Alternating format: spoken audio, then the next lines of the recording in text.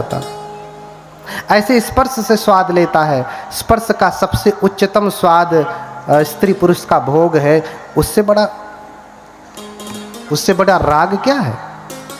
उससे बड़ा राग है कोई नहीं, कोई राग नहीं। ऐसे ही कानों को शब्द सुन करके, नासिका से गंध को ग्रहण करके, इत्र कौन सा लगाया, परफ्यूम कौन सा लगाया, वही। कोई भी आया दुकान से और दे दिया, लो भैया ये ले जाओ, आपने ले लिया? नहीं, जिसमें आपको स्वाद आया, नहीं ये स्वादिष्ट लग रहा है नासिका के द्वारा, वही आपने लगाया। तो ऐसे ही छहों इंद्रियों से, 5 शारीरिक इंद्रिय हैं और 1 मानसिक इंद्रिय, छहों इंद्रियों से जो स्वाद लेता है राग में फंसता है। इसलिए बुद्ध ने कहा, बुद्ध कौन है? भग रागोति भगवा, जिसने समस्त रागों को भग्न कर दिया। बुद्ध के भीतर कोई भी रस नहीं, रस लेने की कामना नहीं। आप उनको रूखा भोजन दे देंगे, रूखा भोजन कर लेंगे। वस्त्र तो कोई राजसी पहनते नहीं थे। हम लोगों के भीतर राग है, स्वाद है, बुद्ध के भीतर ऐसा नहीं था। बुद्ध तो पंचकूल पहनते थे।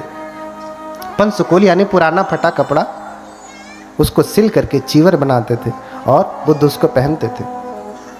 आंखों से कोई रूप देखा तो उसमें भी स्वाद नहीं। कान से कोई गीत नहीं सुनते, ऐसा जो आपके यहाँ गांव में जब खुशी होती है तो डीजे लग जाता है, ऐसा बुद्ध कोई गीत नहीं सुनते। बुद्ध धम्मपद का गायन सुनते हैं। इसलिए हमारे धर्म की जब संगीति हुई तो उसे कहा संगीति, साथ में गीति माने गायन करना, साथ में गायन करना। दूसरा शब्द दिया संगायन, साथ में गायन करना। आज कोई गा दिया तो कहते हैं भंते तो गीत वादित। अरे भैया तुम समझो, ऑर्केस्ट्रा वाले थोड़ी ना है। हाँ, क्या गाया? बुद्ध की स्तुति गाया, धम्म के गीत गाया। तो भग रागोति भगवा, जिसने राग को भग्न कर दिया। भग दोषोति भगवा, जिसने दोष को भग्न कर दिया। दोष कहेंगे हिंदी में तो द्वेष होगा।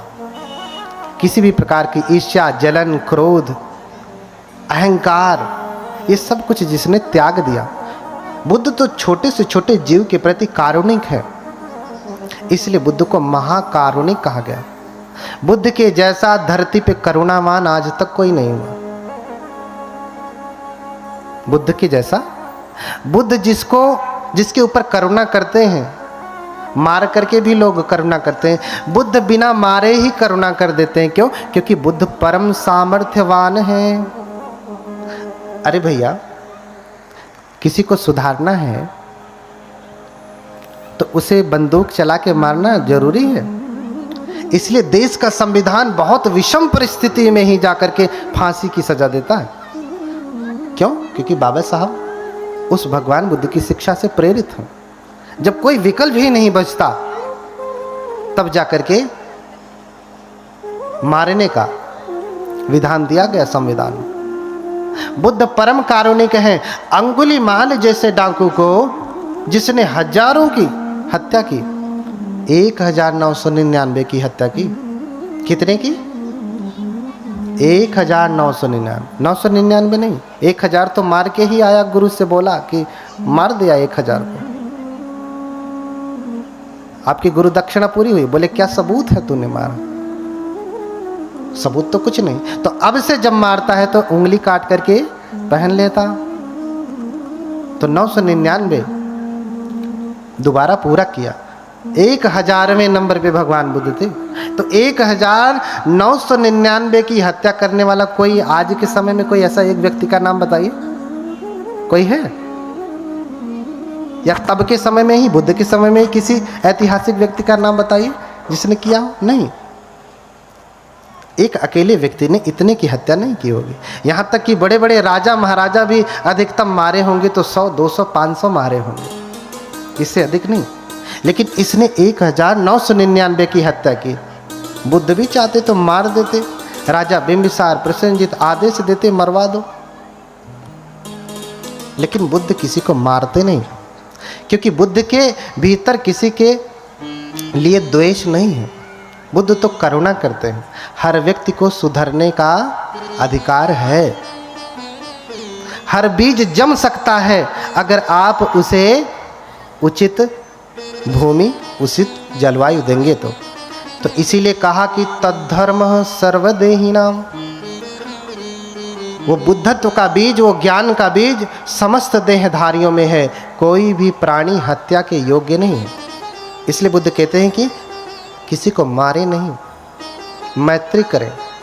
और जब किसी से आप मैत्री करेंगे तो मारने की नौबत नहीं आएगी। आप अपने बेटे को मार सकते हैं, बेटी को मार सकते हैं? नहीं, क्योंकि इतनी मैत्री, इतना प्रेम, इतनी करुणा भरी है उसके प्रति, चाहे कितनी विषम परिस्थिति आ जाए आप मारने वाले नहीं हैं। इसलिए माँ के प्रेम को, माँ की मैत्री को सर्वश्रेष्ठ प्रेम, मैत्री और करुणा कहा। तो बुद्ध अंगुलीमाल जैसे व्यक्ति को भी मारते नहीं, उसे रास्ते पे ला देते हैं। क्यों? क्योंकि बुद्ध परम सामर्थ्यवान हैं। बिगड़े से बिगड़े व्यक्ति को भी सीधा कर लेते हैं। इसलिए बुद्ध को कहा गया सत्ता देव मनुष्यानम। बुद्ध क्या है? शास्ता है। हम वंदना में करते हैं हर दिन, सत्ता देव मनुष्यानंग बुद्धो भगवाती, कहते हैं ना।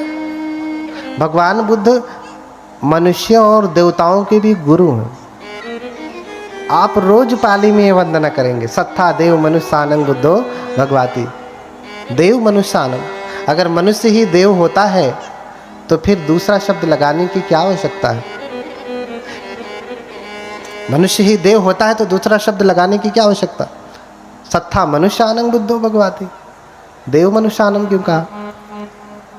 तो बुद्ध परम सामर्थ्यवान है। बिना मारे, बिना चोट पहुंचाए व्यक्ति को सन्मार्ग पे लगा देते हैं। भैया तुम सच में भगवान हो तो ठीक करके दिखाओ ना। गोली मारना तो आम आदमी कर लेता है।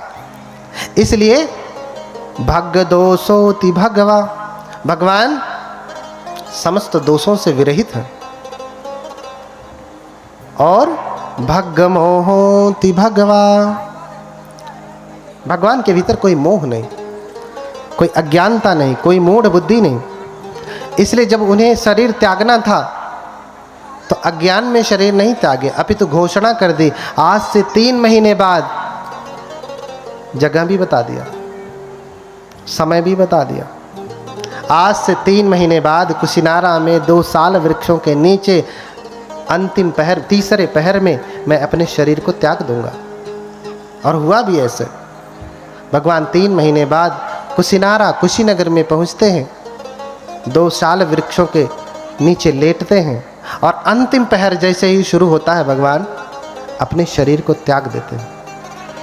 ऐसा कोई हुआ आज तक जिसने कहा कि इतने बज के इतने मिनट पे मरूंगा और मर गया? बता दे। क्यों? क्योंकि बुद्ध सारे मोहों से विरहित है। बुद्ध परम सजग है, परम ज्ञानी है। उनके भीतर मोह अर्थात बाल बुद्धि, अज्ञानता, मूर्खता, बुद्ध उन सब से परे हैं। इसलिए भग रागोति भगवा, भग दोषोति भगवा, भग मोहोति भगवा, भगस पाप का धम्मा भगवाते न उच्चति। जिसने समस्त पापों को उत्पन्न करने वाली जड़ को ही भग्न कर दिया, तोड़ दिया, खंडित कर दिया, उसे क्या कहते हैं? भगवान कहते हैं। भगवान, उससे भगवान कहते हैं।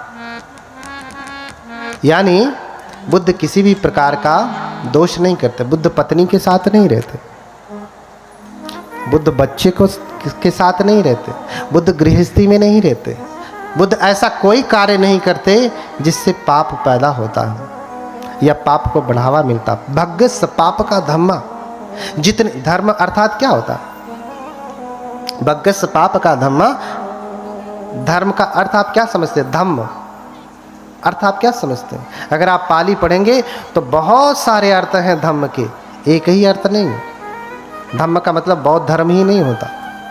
धम्म का मतलब होता है नैसर्ग का नियम, प्रकृति का नियम, फेनोमेना। और डॉक्ट्रिन भी होता, बुद्ध की शिक्षा भी होती है। तो जितने भी पाप को उत्पन्न करने वाले ताड़ित नहीं होता। आप विदेशों की बात छोड़ दीजिए, भारत में ही कोई ऐसा राज्य बता सकते हैं जहां सिर्फ बौद्ध लोग हैं? सुना? बता सकते हैं? सिक्किम का नाम सुना है? पूरे बौद्ध लोग हैं। यहां तक कि अरुणाचल में भी बौद्ध लोग हैं। आप जाएंगे हिमाचल में तो अधिकतम संख्या तिब्बती बौद्ध धर्म को मानने वाले हैं। लद्दाख जाएंगे, पूरे कौन है? बौद्ध। कभी आपने सुना वहां पे ऐसा होता? अपवाद तो हर जगह है, लेकिन आपने सुना कि वहां किसी के साथ दुर्व्यवहार हो रहा? जैसे आज आपके प्रदेश में खड़े खड़े बहन बेटियों की इज्जत नहीं रह जाती, ऐसा आपने सुना कभी किसी न्यूज़पेपर में? सुना होगा तो वर्ष में एक आध बार। कितनी बार? वर्ष में एक आध बार। क्योंकि बुद्ध का ही वचन है, यो हवे रखति धम्मं धम्मं रखति सो परे। क्या कहा? जो धर्म का पालन करता, रखति माने रक्षा करना। क्या करना? रक्षा करना। तो धर्म की रक्षा कैसे होगी? उसका पालन करने से होगी। आपने गाड़ी ले लिया और लाके खड़ी कर देंगे तो गाड़ी सुरक्षित बची रहेगी? कभी चालू मत करिए, कभी कुछ मत करिए, चलाइए मत। आपकी ये भौतिक गाड़ी भी अगर आप 1 वर्ष तक ला करके खड़ी कर देंगे तो वो चलेगी नहीं। तो रक्षण कैसे होता है? उसका पालन करने से। तो यो हवे रखति धम्मं धम्मं रखति सो परे। जो धर्म की रक्षा करता है, धर्म भी उसकी रक्षा करता है। इसका ज्वलंत उदाहरण आप अपने देश में ही देख सकते हैं। बाकी बौद्ध देशों में जाने की तो जरूरत ही नहीं है। बौद्ध देशों में जाने की जरूरत नहीं है। इतना सामर्थ्य है भगवान बुद्ध के धम्म में, भगवान बुद्ध की शिक्षा में, भगवान बुद्ध के ज्ञान में। आज उसी की कथा सुनेंगे कि कैसे जन्म हुआ, कैसे ज्ञान प्राप्त किया और क्या क्या उपदेश दिए। और ध्यान से सुनना कि कैसे कोई व्यक्ति बुद्ध हो सकता है। आज आप अपने बेटे को क्या बनाना चाहते हैं? बेटी को क्या बनाना चाहते हैं? IAS, PCS, डॉक्टर, इंजीनियर, सब कुछ बनाना चाहते हैं। लेकिन एक अच्छा इंसान बनाना चाहते हैं? वो डॉक्टर इंजीनियर तो हो गया, लेकिन इंसान बना? मम्मी पापा की ही बात नहीं मानता। क्यों? क्योंकि उसने धम्म को जाना नहीं। वो जानेगा कैसे? आपके माध्यम से जानेगा। जब आप उस धम्म का अभ्यास करेंगे तो वो भी करेगा ही। वो परंपरा से ही आता है, परंपरा से ही आता है। हर कोई डॉक्टर, इंजीनियर, प्रोफेसर बनाना चाहता है, अपने कोई बेटे को बुद्ध नहीं बनाना चाहता। इतना आसान नहीं है, लेकिन कम से कम इच्छा तो होवे कि हम बुद्ध बनेंगे, अरहत बनेंगे। हाँ, बुद्ध से पहले की अवस्था है बोधिसत्व। वो जो तस्वीर लगी है ना, किसकी लगी है? किसकी लगी है? बोधिसत्व की। किसकी? बोधिसत्व की तस्वीर लगी है। बोधिसत्व होने वाले बुद्ध होते हैं। द बुद्धा टू बी, होने वाले बुद्ध। इसीलिए कहा बोधि का सत्व है। सत्व यानी प्राणी, होने वाले प्राणी हैं, होने वाले बुद्ध हैं। और उन्हीं को आप मानते हैं। लेकिन बोधिसत्व की चर्या कैसी है आपको समझना पड़ेगा। तो ये चर्या आपको बुद्ध कथा ही बताएगी। बहुत समय पहले की बात है, बहुत समय पहले की बात है। अमरावती नाम का एक नगर था, जो कि भारत पूरी तरीके से बदल गया। आज आप अमरावती कहेंगे तो उधर महाराष्ट्र में है, उधर ही कहीं अमरावती है। क्योंकि भारत की पूरी भौगोलिक दशा ही बदल गई। तो कप्पे सत सहसे च चतुरो च असंख्ये अमरम नाम नगरम दर्शनेयं मनोरमम। कप्पे सत सहसे, देखिए आप ध्यान से समझें। कप्पे सत सहसे चतुरो च असंख्य, कल्प बहुत सारे होते। कप्प यानी कल्प। एक कल्प होता है जिसे हम आयु कल्प कहते हैं, दूसरा कल्प होता है अनंतर कल्प, तीसरा कल्प होता है असंख्येय कल्प, और अंतिम जो कल्प होता है वो क्या होता है? महाकल्प। ये 4 कल्प होते हैं। अब कल्प किसे कहते हैं? कल्प किसे कहते हैं? कल्प समय को नापने का एक पैमाना है। जैसे हम समय को कैसे नापते हैं? 1 सेकंड, 2 सेकंड, 1 मिनट, 2 मिनट, 1 घंटे, 2 घंटे, 1 महीने, 2 महीने, हाँ 1 वर्ष, 2 वर्ष, ऐसे नापते हैं ना। लेकिन कुछ समय इतना लंबा होता है कि इसे महीने, 2 महीने, वर्षों में भी नापा नहीं जा सकता, इतना लंबा होता है। तो इसे नापने के लिए कल्प कहा, उसे नापने के लिए कल्प दिया। और कितना कल्प? कप्पे सत सहसे, 100,000 कल्प, चतुरो च असंख्ये, और 4 असंख्य कल्प। 100,000 आयु कल्प और 4 असंख्य कल्प। मैंने 4 प्रकार के कल्प बताए, उसमें तीसरे नंबर का कल्प है असंख्य कल्प। एथंतरे यं चरितं सभ्यते बोधिपाचनं। एक कल्प समझिए, आयु कल्प कितना होता है? आयु कल्प आप समझते हैं 100 साल का होता है, 100 से अधिक होगा, उसे हम आयु कल्प कहते हैं। लेकिन बुद्ध जिस कल्प की बात कर रहे हैं, जिन कल्पों में होते हैं, वो कल्प बड़ा लंबा होता है। तो उदाहरण दिया कि पर्वत की चोटी को रेशम के कपड़े से प्रत्येक 100 वर्ष में एक बार पोंछा जाए। समझ पा रहे हैं? पर्वत की चोटी को रेशम के कपड़े से 100 वर्ष में एक बार पोंछा जाए, तो उस चोटी को समाप्त होने में जितना समय लगता है उसे एक कल्प कहते हैं। कितना समय लगेगा? पर्वत की चोटी को रेशम के कपड़े से 100 वर्ष में एक बार पोंछा जाए, तो चोटी को समाप्त होने में जो टॉप पोर्शन होता है, जितना समय लगता है उसे क्या कहते हैं? एक कल्प कहते हैं। अब इसे आप वर्षों में बता सकते हैं, कितने वर्ष में खत्म होगा? कितने हजार वर्ष में? नहीं। दूसरा उदाहरण दिया हमारे त्रिपिटक में कि 1 योजन लंबा, 1 योजन चौड़ा, 1 योजन ऊंचा कोई भेरी हो। भेरी यानी बॉक्स समझिए आज के समय में। 1 योजन कितना होता है? 1 योजन में 3 कोस, और 1 कोस में 3 किलोमीटर। कहीं कहीं 4 का वर्णन है, 3 ही मेजर समझा जाता।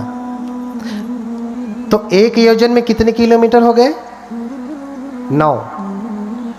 1 योजन में 3 कोस, और 1 कोस में कितने किलोमीटर? 3। तो 3 तिया 9। कोई भेरी यानी बॉक्स समझिए, कोई डब्बा हो, कंटेनर हो जिसमें आप चावल वावल रखते हैं ना, कितना बड़ा हो। देखिए बुद्ध कब पैदा होते हैं, बुद्ध कैसे पैदा होता है, कितना समय लगता है।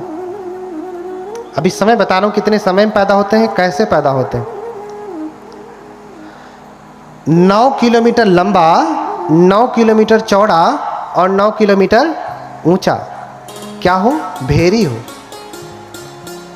और उसमें क्या रखे हो?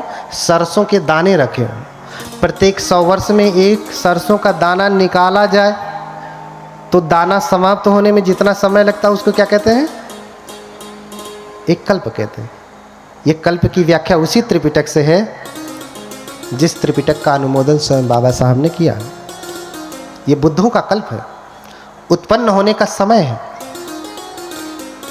बुद्धों के उत्पन्न होने का समय है।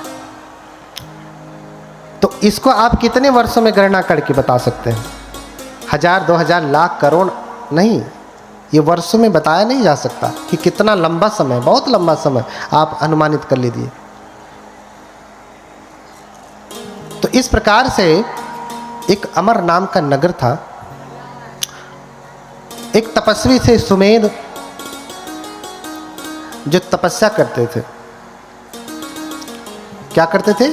तप करते थे। हिमालय में जाकर के तप करते थे। क्यों तप करते थे? क्योंकि जब उनका जन्म हुआ तो माता पिता सब कुछ छोड़ करके चले गए। सबके माता पिता सब कुछ छोड़ के ही जाते हैं, लेकिन किसी की आंखें खुलती हैं, किसी की नहीं खुलती हैं। और जब सब कुछ छोड़ करके गए तो सुमेध सोचने लगे कि इतने मेरे पितामह सामर्थ्यवान थे, मेरे पिता सामर्थ्यवान थे, लेकिन ये कुछ भी लेकर के नहीं गए। क्यों? क्योंकि पूरी हवेली बनाया, और जब खाता बही वाला पूरा निकाल करके विवरण दे दिया कि इतना तुम्हारे पिता का धन है, इतना तुम्हारे पितामह का धन है, ऐसे करके यावता सत्तमः युगा 7 पीढ़ियों का पूरा विवरण दे दिया कि ये परंपरागत चलने वाला धन है। तो सुमेध सोचने लगे, मेरे पिता भी नहीं लेकर के गए, दादा भी नहीं लेकर गए, परदादा भी नहीं लेके गए, उनके भी पिता, दादा, परदादा, उनके ऐसे 7 पीढ़ियों से कोई नहीं लेकर के गया, ये धन तब से है। तो क्या मैं जब मरूंगा तो इसे लेकर के जाऊंगा? हाँ, क्या मैं इसे लेकर के जाऊंगा? नहीं। जब वो खाली हाथ से गए तो मैं भी खाली हाथ से ही जाऊंगा, हाथ में लेकर के नहीं जाऊंगा। इसलिए कबीरदास कहते हैं कि कबीर सोधन संचिए जो आगे को होए, अरु शीस चढ़ाए पोटली ले जात न देखा कोई। किसी को देखा आपने? ऐसे धन का संग्रह करें जो आगे को होए, अर्थात आपके साथ वो धन चले, जहां आप जाएं आपके साथ आपका धन जाए। तो कौन सा धन जाएगा? जो अलमारी में रखा है, कि जो बैंक में रखा है, कि जो आपने यहाँ पे बनाया है, ये जाएगा? तो इसलिए कबीरदास कहते हैं कि कबीर सोधन संचिए जो आगे को होए, जो आगे आगे चले, आपके साथ चले। क्यों? क्योंकि शीस चढ़ाए पोटली, गठरी बांध करके देखा किसी को? ले जात न देखा कोई, सर पे बांध करके कोई लेके जाता नहीं। अरे उस समय भाई गठरी थी, फट जाती होगी रास्ते में। आज तो बढ़िया बढ़िया सूटकेस है, लुई फिलिपी तो कौन कौन सा है, भर लो उसमें, लेके जाना। महंगे वाले 10,000, 20,000, 1 लाख का बैग बनवा लो, उसमें लेके जाना। ले जा पाएंगे? नहीं। कोई ऐसा बैग नहीं बना, कोई ऐसी गठरी नहीं बनी जिसमें आप लाद करके लेकर के जाएंगे। तो यही सोच रहे हैं सुमेध कि मैं सर पे लाद करके लेकर के जाऊंगा नहीं। इसलिए मुनादी करवा देते हैं कि जिसको जो चाहिए सो ले जाए। मुनादी करवा दिया कि मेरे घर में जो कुछ भी है, जिसको जो चाहिए सो ले जाए।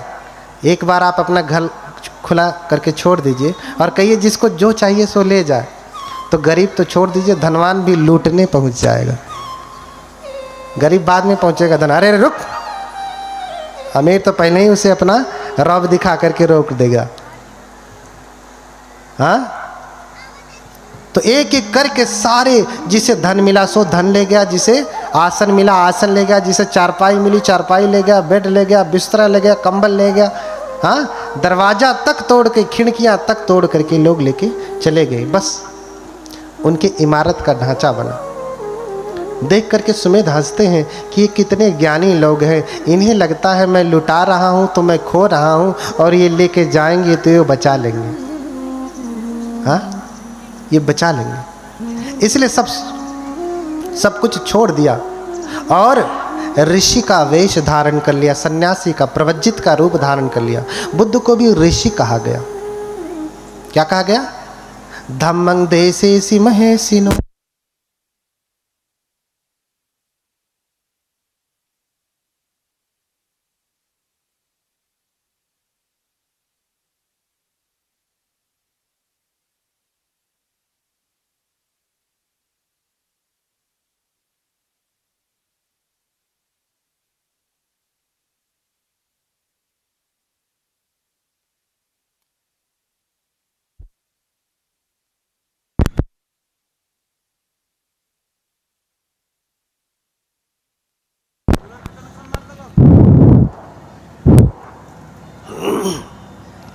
बोलिए भगवान बुद्ध की। भागिए मत, अभी तो शुरू हो रहा, अभी तो पृष्ठभूमि बन रही। बोलिए भगवान बुद्ध की। थोड़ा और जोर से बोलिए, नींद तो नहीं लग रही ना? बोलिए भगवान बुद्ध की। और जोर से बोलिए भगवान बुद्ध की। अब भाग जाएगी नींद। जब लड़ाई होती तब देखिए कितना तेज बोलते हैं। अरे तय सुन रे, तय सुन। बोलिए भगवान बुद्ध की। हाँ, बुद्ध नाम स्मरणम मुख शुद्धि में वच। अगर बुद्ध के नाम का स्मरण करते हैं ना तो मुख की शुद्धि होती है, मंजन ब्रश करने से नहीं। कैसे होती है? क्योंकि ये मुख कितनी गंदगी फैलाता है। जब भी बोलेगा क्या बोलेगा? झूठ बोलेगा, चुगली करेगा, बकवास करेगा, कटु वचन बोलेगा, निंदा करेगा, प्रशंसा करेगा। हाँ, तो इससे कितनी अशुद्धि फैलती है। लेकिन बुद्ध जब आप कह रहे हैं तो मुख आपका पावन हो रहा है, क्योंकि बुद्ध का अर्थ है ज्ञान, सम्यक ज्ञान। और जब आप ज्ञान को स्मरण करेंगे, याद करेंगे, तो सब कुछ ठीक होने लगेगा। फिर से बोलें भगवान बुद्ध की। हाँ, तो इसी वे समगहेत्वान विहरन्तो समाहितो सत्ताहभ्यंतरे पंचो अभिज्ञा अठ विधम पिच। हाँ, थोड़ा तेज करिए। तो ये धन मैं अपने साथ लेकर के नहीं जाऊंगा, क्योंकि मेरे दादा परदादा पितामह ये कोई लेकर के नहीं गया, मैं भी लेकर के नहीं जाऊंगा। इसलिए त्याग दिया और ऋषि का वेश धारण कर लिया। ऋषि यानी तपस्वी, मुनि यानी तपस्वी। बुद्ध को भी मुनि कहा, और मुनि की बड़ी परिभाषा की, मुनि की बड़ी परिभाषा की कि कोई मौन रहने से मुनि नहीं होता। न मौन न मुनि होती। मूल्य रूपो अविद्यसु यो चतुलंग वपग्गः वरमादाय पंडितो पापानि परिवज्जेति स मुनि तेन सो मुनि यो मुनाति उमो लोके मुनि तेन पवुच्यति। यानी जिसने समस्त पापों को त्याग दिया वो मुनि कहलाता है। समस्त पापों को त्यागने वाला कौन है? भगवान बुद्ध है, यही महामुनि है। इसका ज्वलंत उदाहरण आपको देखना हो तो आप म्यांमार में चले जाइए। म्यांमार में एक विहार है, मंदिर, एक विहार है जिसका नाम ही है महामुनि टेम्पल।